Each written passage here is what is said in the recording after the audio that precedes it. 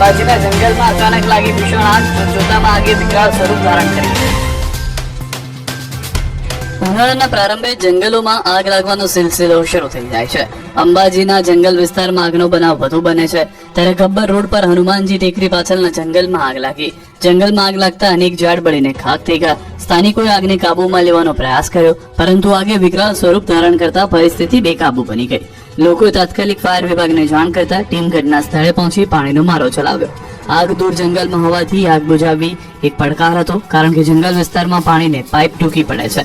આગ લાગવાનું કારણ હજી અકબંધ છે. મોટા ઝાડના હોવાથી જંગલમાં નુકસાની ઓછી થઈ હોવાનું જોવા મળ્યું છે. જંગલમાં લાગેલી આગમાં કોઈ જાનમાલની નુકસાનીના સમાચાર નથી.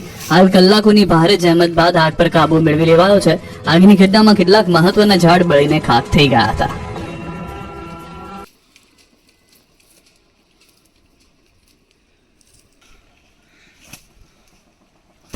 ઉનાળાના પ્રારંભે જંગલોમાં આગ લાગવાનો સિલસિલો શરૂ થઈ જાય છે.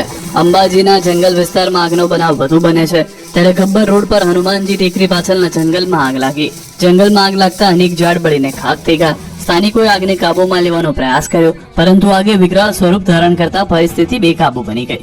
લોકોએ તાત્કાલિક ફાયર વિભાગને જાણ કરતા ટીમ ઘટના સ્થળે પહોંચી પાણીનો મારો ચલાવ્યો.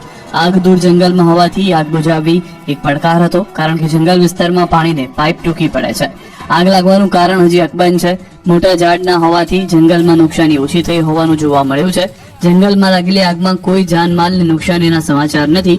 હાલ કલાકોની ભારે જહેમત બાદ આગ પર કાબુ મેળવી લેવાયો છે. આગની ઘટનામાં કેટલાક મહત્વના ઝાડ બળીને ખાક થઈ ગયા હતા.